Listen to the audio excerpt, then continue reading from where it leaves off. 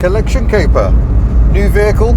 This is actually the second vehicle I've bought in a week, so we've still got the salvage purchase to go and collect. That's going to be a much longer mission because that's over 200 miles from home. We're not going quite so far today. I've got my glamorous assistant with me on camera duty, and yeah, I'm going to go and see what the new car is. Come on, Desmond. Desmond is currently battling gravity and wind at the same time and struggling a little. But the new purchase is because Betty, the Ford AU Fairmont, is off the road. She's not very well. We've had an aircon compressor seizure, and I just need another waft mobile. And we've got winter coming, so I need a sensible winter daily sort of Bangonomic style. So I think I've got the perfect vehicle for winter. Really? Really, yes. Sort of. But yeah, go on, have some guesses in the comments. And if you're watching the premiere of this, get in that chat window and let us know what you think I've bought. It's going to be interesting. So some of you locals are going to know where we are, and from that may be able to deduce where we're going for my new purchase. Perfect winter daily. I thought we said no more local cars.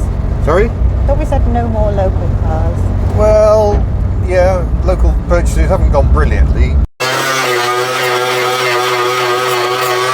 Your car, notably. Show me the rusty Daihatsu. Who, this weekend, I mean, this is going to be the weekend just gone by the time you see this, I think, or it might be this very weekend. I'm not sure when this video is coming out. But yeah, the Daihatsu is going to rise again. We have plans to get that car back roadworthy again. Thank you very, very, very, very much, Darren, if I don't see you on the weekend. Yeah, it's very good of him to come and bring his Daihatsu knowledge and get that car back on the road. That car makes no sense at all, but cars can't always be about sense. There has to be a personal connection and a bit of story. So there's always plenty of people saying, oh, just scrap that car, and it's a nightmare to get parts for. But the simple truth is it means an awful lot to the person holding the camera. Her first car she passed the testing. There's a lot of very personal connection to that car. And what people continue to ignore is the fact we both actually quite like driving that car. It's a very nice car to drive. So we've both missed it, and we're looking forward to it being back on the road. Onwards. Oh, there's a big lorry. Ooh, we are there. Where are we? Oh yes, we're back at EV Wales. Have we bought one of these fine vehicles? I've test driven some of these vehicles, and they will be coming in a future video. So maybe. Yeah, it'll come as no surprise to anyone who watched my road test. I bought the Saab. We agreed a price on it, and I just think this is perfect, pure hub-nut Bangonomics. We've got a chain-driven engine. We've got quite a few miles on it. It's cheap. It seems to work. And surely a cabriolet is what everyone wants for a lovely UK summer. Winter even. Winter. Not that we had much of a summer. So I'm going to get on. We've got to replace an indicator, sort the wiper blades, do some paperwork and actually pay for the thing, and then we'll be on our way. Woohoo! Well, it's future me, and yes, we did make it home without drama. What do you expect? It's a modern Saab. But I haven't explained very much what it is, so if you haven't watched the full road test, go and watch that. I'll go into much more detail. But effectively, this is the second generation General Motors Saab. Pardon you. So it's on the same platform as the Vectra and the Signum, but somehow manages to be pretty Saab. It does feel a little General Motors to drive, but I think they've managed to maintain the character well. And of course, you couldn't get an Opel or Vauxhall as a four-seater convertible like this. So it's pretty unique. Saab always went in for that convertible market, and the UK market for these was pretty strong because for some reason the Brits like to worship the sun, perhaps because it's so rare when it appears. But yes, annoyingly, the weather has been terrible since I bought the car, so I haven't got to do much roof down motoring as yet. But Now we'll jump back to collecting it. Right, we have bought Valio wiper blades, Silencios, on the way here. They're actually meant to be Bosch, but despite the computer saying they had them, they couldn't find them in stock, so they've given me these, which are more expensive, no extra cost. So thank you E&M for doing that. Just put that under there so it don't blow away. I'll try and work out how you fit these modern weird wiper blades, because yeah, that's literally just fallen apart in my hand. Great. Sensible people take shelter in I've Desmond. been recorded from inside the car. What? Now it's time to do the indicator.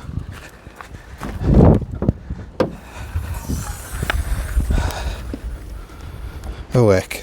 Quick 2-minute jobs. The weather is particularly horrible. It's nice and dry in Desmond though.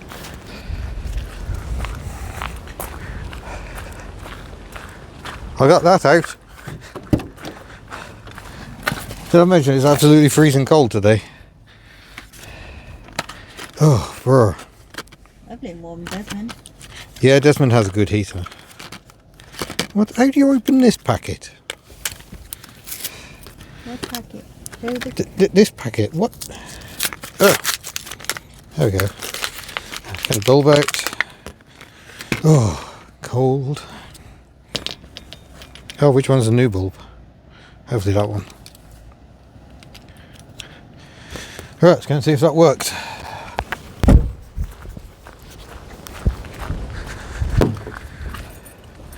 Right, moment of truth. Wipers. Oh, that's better. And indicators.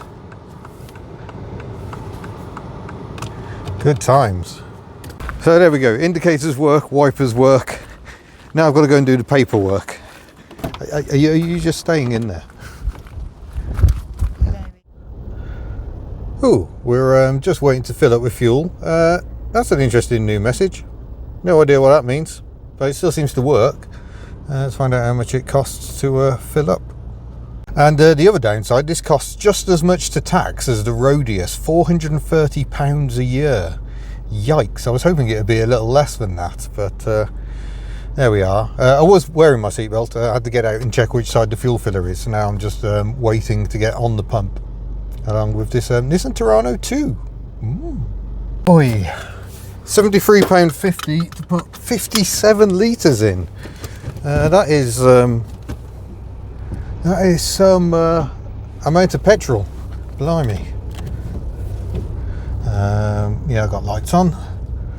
It's like our Fiat, the lights go off automatically with the ignition. Wait for the little Roger Canary. Where's she gone?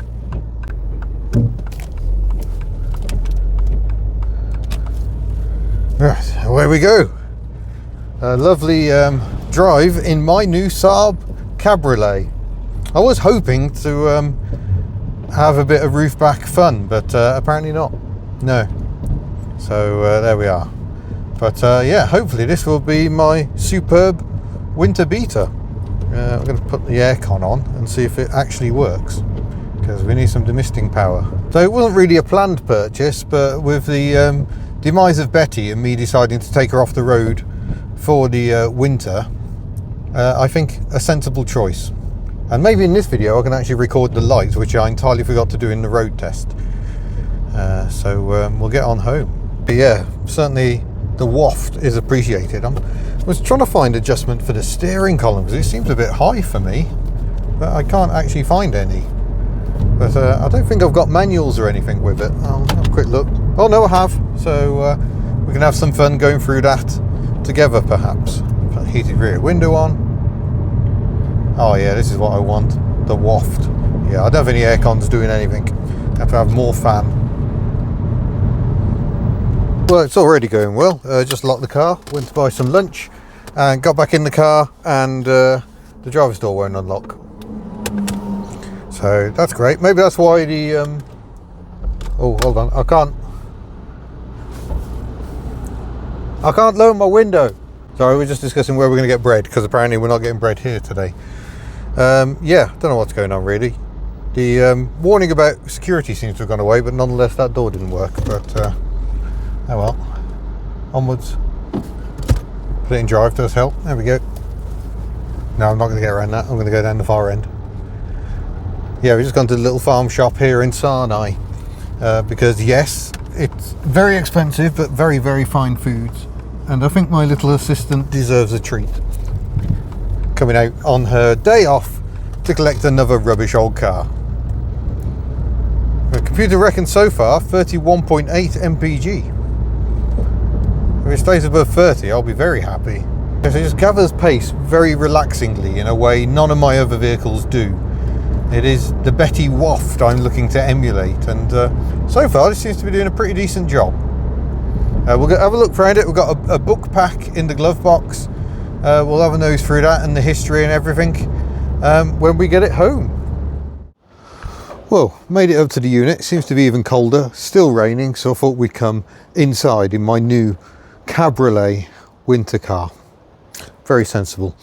We've had some issues already. The door locks seem a little interesting. When we stopped for lunch, this door stopped unlocking and locking, but now everything's all right. Bit weird. Intermittent faults are always the most fun. This is actually a blue hood, as specified at new, which I know because I've got the book pack here. So shall we look through the history together? So remember, we've got 149,000 miles on the clock. We've got this damage because the boot over opens. Is that a common thing on these? Be interested to know. This is the radio aerial, I think, which is rubbish. Radio reception seems absolutely terrible. So we've got the Saab 93 30-day check. Oh, there we are. Comfort and practical features. All sorts of information in there. Okay. Lovely. The owner's manual, which I might have to read to try and work out some of the stuff. I think there's a separate one for the locks. There we go. Oh yeah, it's got this feature. You can turn the lights on just by pressing that button. It turns all the interior and exterior lights on and back off again. So that's quite good. I will show you lights in more detail at some point. So I've already found that out. Somewhere in here there's something approaching service history. What else have we got in there? Saab assistance. Hope we won't need that. Built-in protection. The International Security Register. Okay. Doesn't really help if the car won't lock, does it? What have we got over this side? Infotainment. So yeah, that's just on the infotainment system, but I'm struggling with it. We need to see if we can do that. Saab warranty and service book. I think that's the one that's our friends. Here we go. Sold in Watford, brand new by Viking Autos back in the day. So it's a 2004 build, but it was registered on the 15th of March 2005. Valuable document. Well, there you go, it's a valuable document. Somewhere in here, hopefully there's some history of some sort. I've got no other receipts with it. Petrol engine, main service. What? Oh, main service is an intermediate service for engine oil and filter change, I see. So we are 18,000 miles for an intermediate service, 36,000 miles for a main service.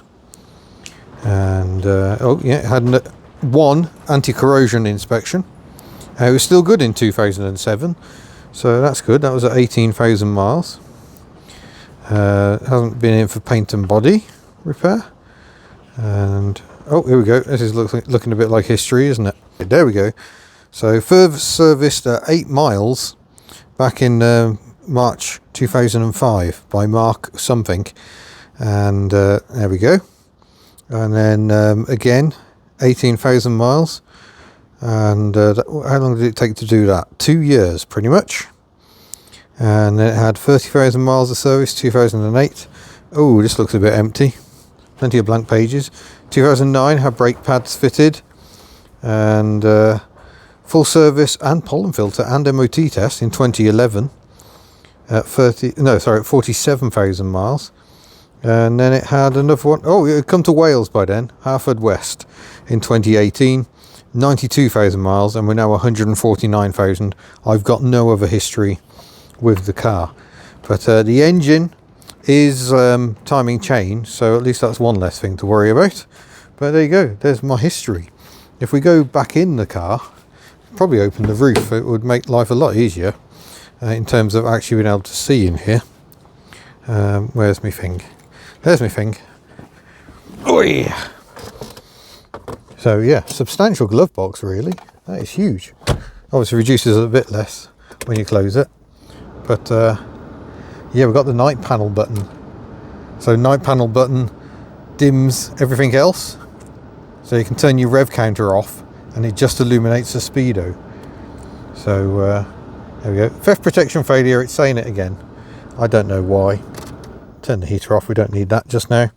Let's open her up. That button. There. So that's the panel going up at the back.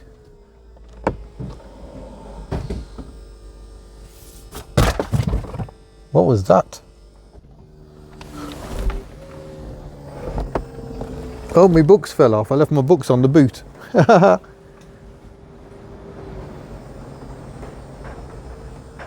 That's some lovely engineering right there. Oh no, I've just shut my books in there. Oh no. How very hubnut. Right, there we go. It's a bit nicer in here with the roof off. So here's my stereo, but like I say, it doesn't seem to be able to really find any signal. I love that someone's just put stickers, because the buttons have worn off, put stickers on there and the config here, because we've got an onboard computer. Again, if I just turn the lights off before I put the ignition back on, otherwise we're sitting here with the headlights on.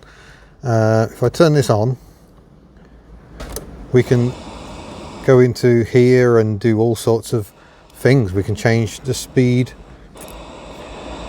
max start volume, lots of things we can play with in there. But over here you've got this screen. So that's my MPG so far. I reset that on the way home. Turn the stereo off again. 31.5 MPG, I could get used to that. And you can scroll your way through different settings. So that's not focusing. There we go. I don't know what that distance is. I don't know what that is. Average speed 32 miles an hour. Maybe maximum speed, I don't know. Whole speed warning has been set to 70 miles an hour. And there's the date. And somewhere it tells you the temperature outside as well. Yeah, there you go. 13 degrees, it reckons. Don't feel it. Drive to empty, maybe 343 miles. Very big fuel tank.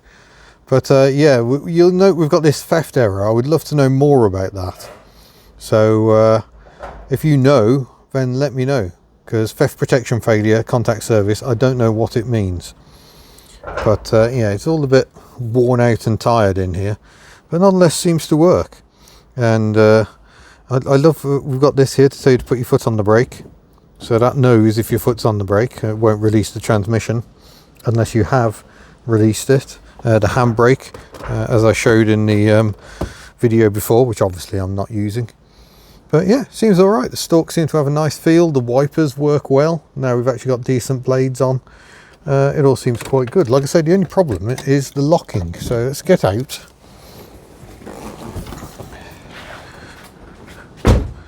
There we go. So let's lock the car.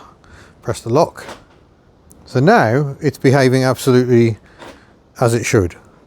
Interesting. But we'll go to the front and I can put the lights on for you so you can see the lights. So if I do that, there you go, it just puts the side lights on just so you can see where the car is. That's quite a useful feature. But it looks like we've got some sort of projector or xenon headlamps, but no headlamp wash. Was that not a requirement in 2005?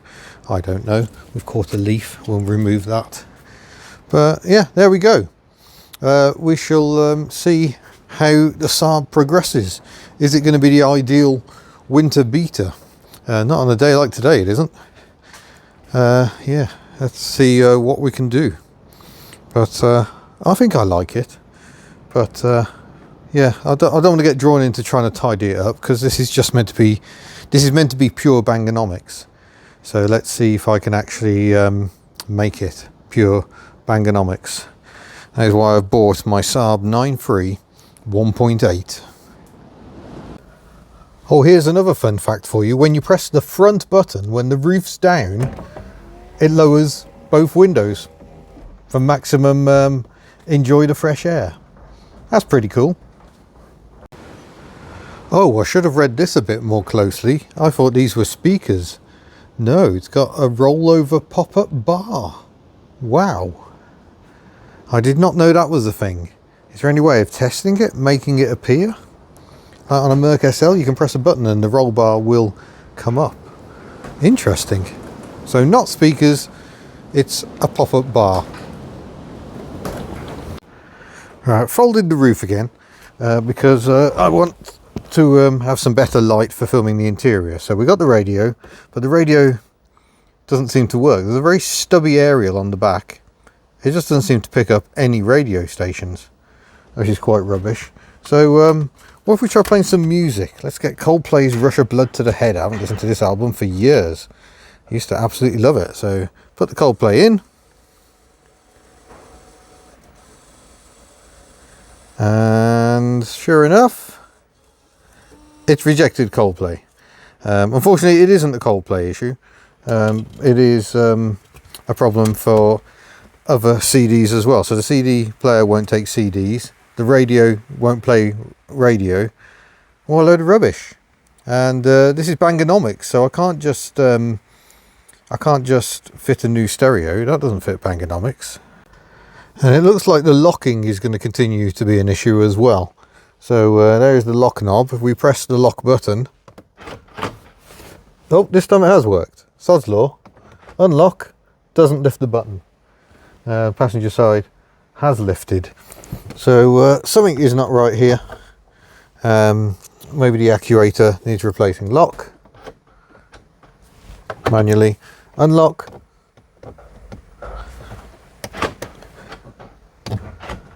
No, it's not working. So that's quite annoying. Because, and excuse the change of clothing, I've been home and slept since. Yeah, you have to climb in through the passenger door to unlock the driver's door. Thankfully the dead locking doesn't seem to actuate, but because otherwise you wouldn't be able to lift the knob at all, I don't think. But yeah, I don't know what's going on there. Is that going to be a case of lifting the door card, or are we just going to file that under Bang-O-Nomics? Hope the roof doesn't blow off, and just ignore it. Just on the cold start. She's a bit lumpy on the old cold start.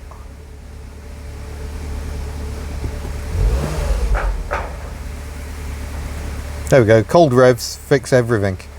Temperature gauge tends to sit just above half. I'm going to hope that's alright, but yeah, this is what the weather has been since I bought this car. Windy and wet and horrible. Great. So I think we'll be putting the roof back on. Which is at least a chance to play with the toys. I still find this so clever. Even though it does like to keep cutting out. Oh, yep, there we go. Beep, I have a problem. No, I've got a problem. Only manual operation possible. No, keep going. Press the button again. And again. And again. There we go. It is some clever stuff, isn't it? And a car that's done 149,000 miles. And I'll put my windows back up. And once more we are cocooned within. We are ready to go out in the rain. I might just give it a minute, you know. But yeah, I think I'm just going to start driving this thing around and see what I like about it. And yeah, we'll just take it from there. And as I mentioned, don't forget this is the first of two, well actually no, this is the second of two purchases. I made another one just before buying this.